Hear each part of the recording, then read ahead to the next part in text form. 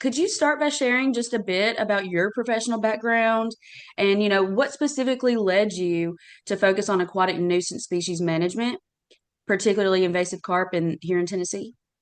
Yeah, so um, I've known for a long time that, early on that I wanted to be involved in fisheries in one way or another. And so, early high school, kind of got involved with the local fisheries folks back in Iowa, where I'm from. Um, and that kind of just led into this, series of moves I made early on through my education.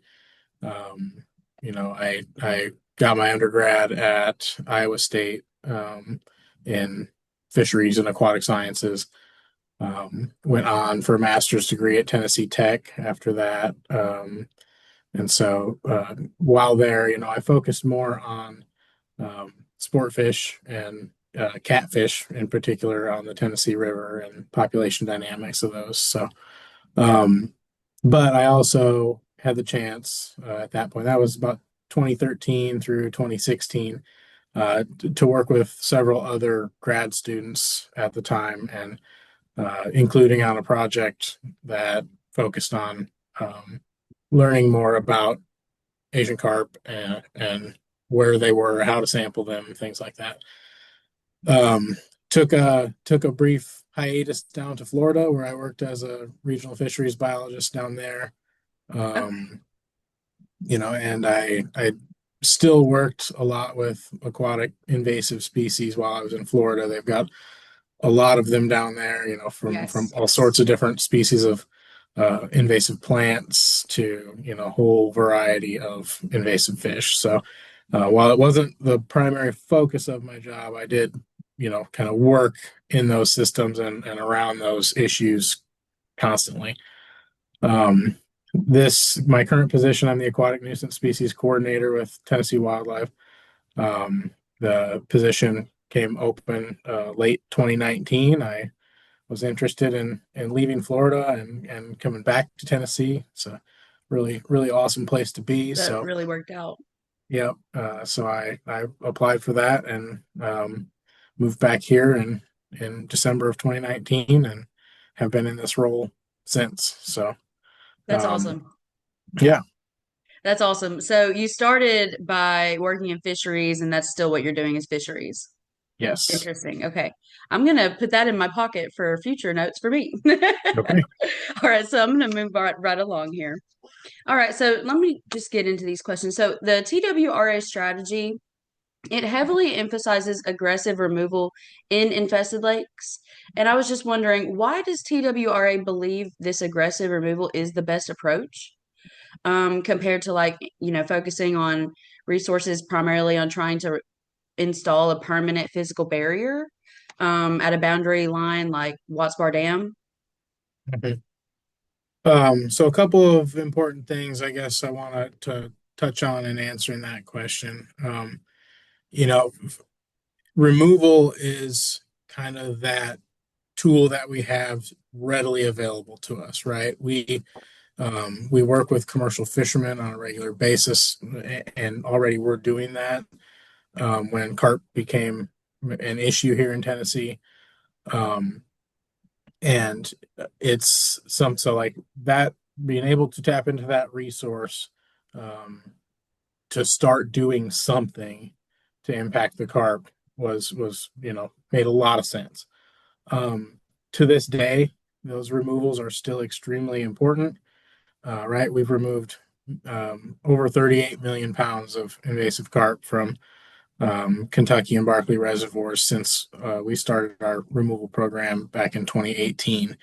Um, and it's something that I know that maybe we can talk a little bit more later about kind of the specifics of the removal program and what we're looking at. But um, so start out pretty easy thing, low hanging fruit, readily available to us.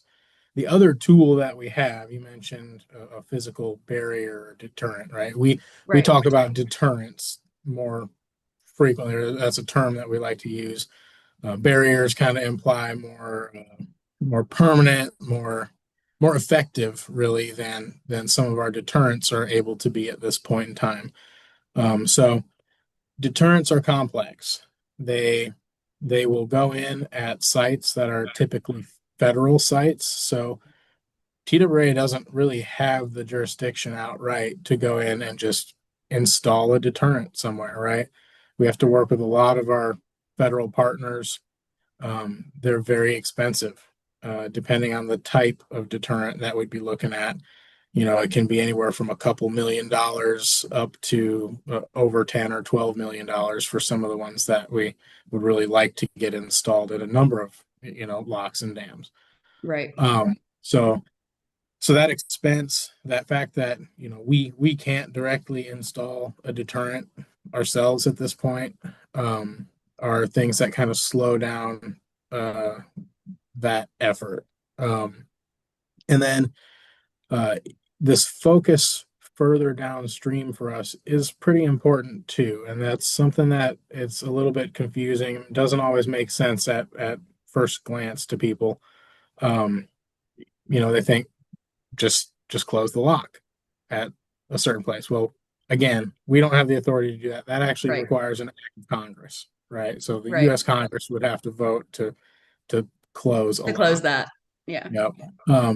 And granted, that might be one of the more effective ways to prevent carp. You're also shutting down a whole lot of commerce, and there's other issues involved with that. So Right. that's not really something that we are advocating for. Um, but jumping back to why are we focusing downstream more so with some of these efforts? And it really has to do with what we're seeing on the ground, with all the sampling effort that we do, and some of the research that we have going on. We don't see these fish reproducing or spawning successfully to they um, where they hatch and then survive until adulthood, right? We don't see them survive even into the juvenile stage where they're, 2 or 3 inches long. Um, and so Okay. that's something that a lot of people don't really know Yeah, I outright, didn't know that. Right. right? So our primary issue is that these fish are migrating in, they're coming in through our locks, right? And so they're doing that to start with into the Tennessee River at Kentucky Dam. And so down at Kentucky and Barkley on the Cumberland, we have fish that migrate into our systems, into our rivers, and then they start to congregate here, um, and so it's important that we focus down there where we First. see the source of our Right. carp issue, right? And Absolutely. and that would be potentially a different story if we were seeing this regular successful recruitment by them within the Tennessee and Cumberland River, right? If they were here and they were spawning successfully, we may not have the same focus. Okay. But everything we've done, we've been looking for this successful reproduction for the last 10 years and haven't seen it. What we have is migrating fish. So, All right. Well, that's awesome. Thank you for sharing that. And you actually touched a little bit on this about how much you guys have actually removed, how many pounds of carp. It's like mhm. seriously in the millions. And so Yep. you actually just touched on that. Besides the total weight harvested, what other specific metrics does the TWRA use to measure the operational success of the removal program? Yeah, so one of the big things, and it's a little bit weird to conceptualize, but we haven't seen any major advancements of the population since any of our removal efforts started. And for us, that's That's a good. big indicator, right? That Yeah, like, that's good. hey, they're not moving further upstream. We're not seeing them, advance next to the next reservoir and so on. And so we're at least, curbing them kind of where they currently are, Okay. keeping them there. Okay. And then we do some other population monitoring, to be able to track abundance or relative abundance of the populations. And we've seen over the past several years that our relative abundance within Kentucky and Barkley reservoirs has decreased. So that's good. Awesome. That's awesome. Okay, that's great news. Let's see here. So, what specific innovations or modifications has Tennessee Wildlife and its partners made to traditional commercial fishing gear, such as like nets or like electro fishing, to make them more effective at targeting invasive carp? So specifically to the commercial fishery, um, we haven't driven a whole lot of the changes that have been made. There's certainly been changes, right? The commercial fishermen are great at adapting to and learning how to catch the fish they're targeting, right? They're experts at that. Right. Um, and so, early on when they were still relatively new to the system and they were trying to figure it out, they would use a lot of what we call passive sets where, they would stretch a gill net out in a straight line more or less in one location and just let it sit overnight and fish. They'd come back and pull it, and what they quickly learned is that these fish are pretty good at avoiding nets. And there's other ways to more effectively kind of trap them and To get catch the them, fish. right? And so they changed the gear that they were using a little bit, a different mesh type on the gill nets, different mesh size on the gill nets, depending on the size of fish. But they've also taken up a lot more active sort of method where they actually try to, they've got good technology where they can see the school on a side scan or something they have on their boat.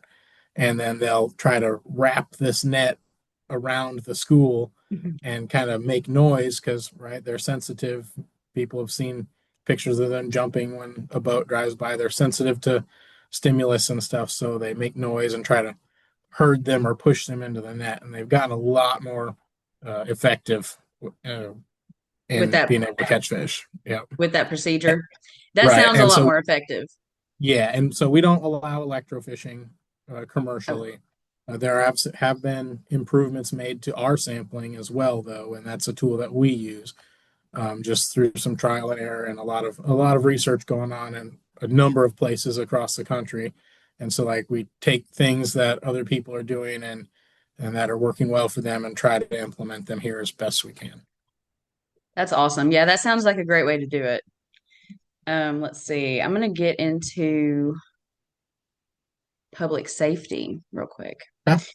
Let's see. So as you were just saying, so the silver carp, they jump high out of the water when the boats passes by. And I mean, they weigh like 20 or 30 pounds sometimes, so they could really knock you out. Um, so that obviously poses a safety risk to boaters. As these fish are found in more upstream reservoirs, what advice or new safety programs is the Tennessee Wildlife giving to the public to help recreational boaters stay safe on those waterways? So I think the key is just awareness. We're trying Okay. to spread awareness so that people know they're familiar with these things and what can happen. I would caveat this a little bit. Sometimes people think that every one of these fish just jumps all the time, and that's not exactly the case. We see pictures that are the highlights of places where there's just a ton of these fish, right? Where populations are super dense and when people go boating through a really dense area of carp, or it doesn't have to be dense, but those are the ones where you see the pictures of, Where there's 20, 30, or 40 multiple fish in the on air, each just side of you. crazy, right? And I'm sure that, a lot of people have seen the different things from the Illinois River where they might have rodeos or whatever they call them, and will be out with nets on skis trying to catch fish, Just catching them in the air. right? And so certainly they can jump, they can land in a boat and break things, they can have the potential there to cause injury to people who are recreating. Um, However, when there are very few of them around, they're not encountered that often. And typically on the leading edges or the upper edges of where they're at, as they do expand, it's larger fish in those areas, and we usually see that the larger fish don't really jump as much either. A lot of times it's those smaller fish, the fish in the anywhere from Really? yeah anywhere from your 4 or 5 up to 12 pound So range. so it's the babies. Those The are the babies get jumpers. spooked. Those are the ones that like to jump. Not that I mean a big one will if Right. it's startled in the right uh, instance, but it's typically the smaller ones. So just use Interesting. caution, and yet we're trying to just make people aware of it. So Exactly. Absolutely. Well, that's interesting. I did not know that. Let's see. So, how are the expanding carp populations currently impacting local economies that depend on things such as like sport fishing and boating tourism? I'm going to uh, deflect a little bit on that question. I'll say Okay. outright because I am not an economist. Okay. Um, though I would caveat a little bit also that our populations right now really aren't expanding. Right. Right, we're seeing that with the removal efforts that those populations seem to be declining, and that's what our data shows with their relative abundance is that So they're you actually don't see that contracting. affecting the sport boating or tourism or anything like that. You haven't actually like seen that to be able Well, to speak on it. economically, I can't give you numbers about what the impact is. I would suggest that carp can certainly have an impact when they come into a reservoir or a new system, right? And people have to start encountering them, whether they're jumping into a boat or whatever. They can drive people away. They can drive Right. effort and tournaments. There's no denying that, and that is an impact that they can have. Whether it's a just a perception issue, right? Sometimes people just don't want to have to go there and deal with it. They'd rather just Right. say, nope, we're not going to worry about it. We're going to go somewhere else. And so that can have an impact locally, I'm sure, and has, right? Thankfully, I think with the efforts that we've been putting on the ground, to get those fish out of the water, we haven't seen spikes in the population here recently, and we're seeing tournaments and things come back to places where, like Kentucky Lake and Barkley, a lot of tournaments um, left that area about the time carp came in. Yeah. Simultaneously, Chickamauga and other places were fishing really well. So, like, coincidentally, it kind of worked out. Um, Arguably not for the businesses on, or some of those groups on Kentucky Lake, but we're seeing a lot of folks head back there, and the fishing is pretty good on Kentucky and Barkley right now. So that's good news. That's great news because I was not expecting that. I was kind of expecting to hear the latter. So that's amazing to hear. So, what specific actions is TWRA taking to directly support those local businesses and communities that are seeing the negative economy or negative economic effects from the carp invasion? Yeah, so one of the big things that we would are doing, I think, is through our commercial removal program, and Right. that's providing that incentive to, right. There's a lot of um, local folks there that fish that are somehow involved in that industry, and so providing some incentive there for them to remove those fish and target those, um, as opposed to some of the other species like the buffalo and catfish and things that they would normally be targeting. Um, that certainly is a way that we're kind of directly trying to impact that area. Trying to support Also, those. yeah, also, just highlighting where we can, that the fishing is good on Kentucky Lake. We we like to push that message wherever we can, is that fishing is good. It's not dead. It's not dead. It's very much alive, and people are catching good fish in those areas. We encourage people to get out. We've got other efforts through like our Bill Dance Signature Lakes program. Pickwick is one of those signature lakes there, where we're doing improvements to access and things like that, and making that a really great place to go and recreate. So, um, yeah, Okay. No, I like that. I mean, that's an easy way to be able to do it, is to provide those incentives for whenever they do end up catching them or things like that. Um, so just a couple more questions here. The invasive carp management is a massive challenge and it requires broad collaboration. How effectively is Tennessee Wildlife coordinating with U.S. Fish and Wildlife and TVA and those other major partners? And how are you engaging local citizen conservation groups? Because I know we kind of touched on that earlier. You said that you do need the help from other groups and Mhm. partners.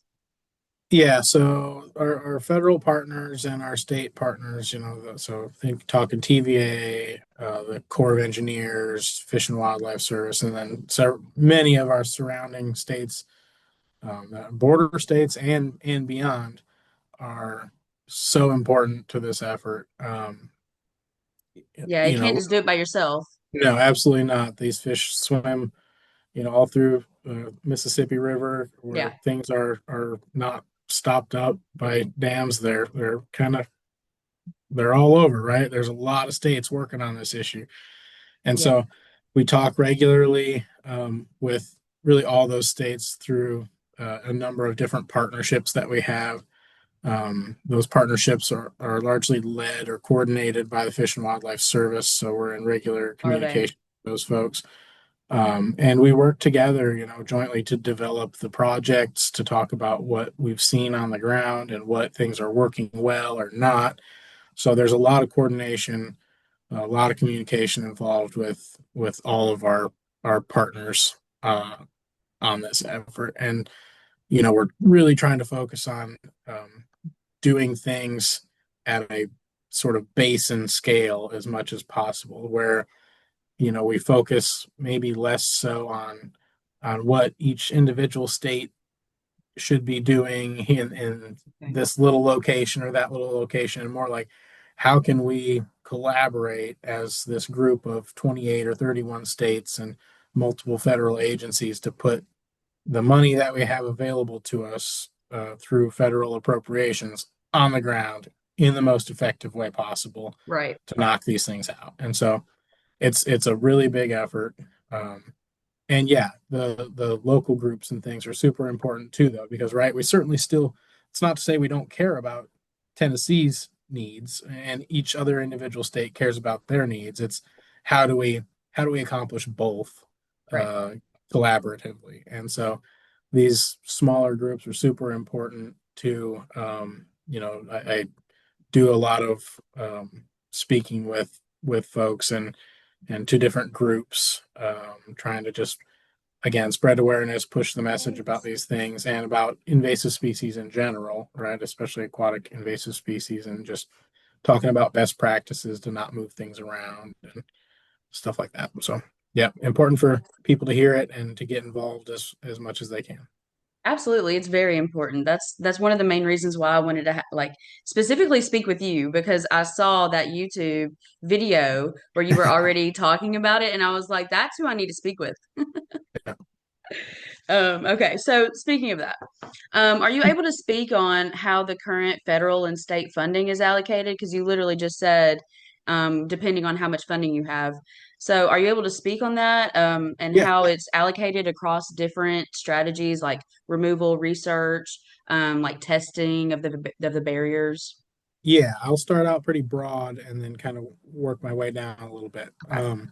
So Congress, much of the funding that we have for carp work is comes from federal appropriations. So Congress appropriates, and for these past 2 or 3 fiscal years, it's been about $31 million for invasive carp work in the Mississippi River Basin. Okay. And so, uh, kind of how that flows is it goes through the Fish and Wildlife Service, and they will take a portion of that to fund the various programs that they have. They, like I said earlier, they work to coordinate a lot of the efforts that we, as the states, put on the ground. They also have several field offices and are important partners that will come to Tennessee or other states and help us with the data collection that we need to Oh, do and that's such. So, awesome. right, they take a portion, um, and then there's another portion set aside for uh, grants to state agencies primarily. Um, I'm gonna spitball a couple numbers. They're close. They're not exact. But the Fish and Wildlife Service, I think these past few years has kept about 15 million of that, maybe a Okay. little bit less, to where there's been, I think, 16 to 18 million roughly that has been, set aside for the states uh, for grants. Um, we work together to, again, develop the projects that need to go on the ground and talk about who gets what funding, generally come to a pretty decent consensus among the states. And what that has meant for Tennessee specifically over the past several years is we've gotten roughly $3 million a year, Okay. um, to Out of that out of that overall pot. 30, right. Yep. And so, um, we use that money to implement our removal program Okay. and to conduct various monitoring efforts that we have here at TWRA, and also to support some research efforts that are going on that we often work with places like UT Martin or Tennessee Tech University on those. Um, and so you specifically were interested in the breakdown. Let me pull up my other screen here. Yeah, I The, am the interested. the vast, I guess the vast majority here, 50% plus for the past at least 4 fiscal years, has gone to our incentive program, The uh, removal. the removal program. Yep. And so that's typically, it's been 1.5 to um, about $2.2 million, depending on the year. Okay. And that is for removal efforts on the Tennessee and Cumberland rivers, and then a portion of removal efforts on the Mississippi The River as well. Mississippi. Yep. And so, again, over 50% of the funding has gone to that. And then we have the rest of that going to the research and the monitoring sort of things. And typically, that's a pretty even split. So, the remaining 50%, half and 25, half, 25. Yeah. yeah, to our research and monitoring. And that makes sense. That makes sense because the removal seems like it would be the biggest chunk of the biggest bulk of like the work to do. It's super important for us to get those fish out, and that's where we really want to keep that funding flowing as much as possible to commercial fishing and those removal efforts. Now, I didn't say anything about the deterrents, and that was intentional. Okay. Um, there is a separate legislation that is focuses on deterrence. There's a legislation called WRDA, Water Resources Development Act, and in 2020, they had a Section 509. It was Section 509 of that legislation authorized the Corps of Engineers to implement a pilot program, basically an Asian carp prevention and control pilot program. Okay. Really, the purpose of that legislation is that the Corps can implement deterrents. And so that legislation has a $25 million, I guess, authorization to it. Okay. Uh, the federal government works a little bit different where they do authorizations and appropriations separately. Okay. So one of the things that we're struggling with that makes this a little bit slow is that um, that authorization has come through, but very little of the funding has actually been appropriated to this point. And so because those deterrents that would be interested in going in would all happen at a federal site, a federal lock and dam that's owned or operated by TVA and the Corps of TVA. Engineers. It's like we can't do it ourselves. And so Right. those groups need that funding. And then they're going to need a state sponsor in many cases, or a non-federal sponsor at least, to also pay for a portion of the project. So it's a little bit messy. It's something that we really do need and want to have in place, and we're going to continue to push for. Um, but that funding, any funding that goes towards those, is largely kind of separated and is not part of that $31 million that we get to do the other carp work. Well, that's great because that means more money is being used for the same cause. Yep, we need to keep pushing to get more funding for those to Yes, we go in. do. Yes, I completely agree with you there. So last question. Mhm. Looking ahead beyond the commercial fishing and the current testing of bubble/sound barriers, what new ideas or experimental technologies, such as those deterrents or biological controls, do you believe offer the best long-term promise for finally gaining that upper hand on the invasive carp population? Oh, that's a big question, and it's Yeah. it's something that I know there's a lot of research going on at especially in the USGS at different offices where they're looking into. Man, I can't even begin to name some of the things, right? There's people interested in so many different aspects of this. Is Yes. there some sort of way to deliver a, a pesticide to these fish, right? A Yes. pesticide. Are Pesticide. there uh, genetic controls that could be effective at essentially destroying the carp? There's a lot out there that they're researching. I kind of leave that to the researchers, and Okay. um, typically they all know that we're here to assist if they need help with fish and things like that. It's less so in our wheelhouse as management, but we're certainly interested, and I would say that a lot of the things that we are implementing, right? We're looking at how to be more effective with our removals. Are there certain areas where we can specifically target removal that'll be more impactful than just removing anywhere? Right. So things like that we are actively looking at and trying to answer those questions. Honing in the deterrents where we can, and pairing those with other actions. Right. Those are things absolutely. Like Um, using the this- sound and bubble barriers and things like that. yeah, and combining that with removal at pinch points, right? Yes. Those are the types of things that we definitely are doing actively. It's the more pioneering sort of research, if you will, that I would, I guess, say there's so much going and it's changing so often, and a lot of times it's a little bit guarded because certain groups are working on certain things. Um, but we're putting all this effort into removal and deterrence, um,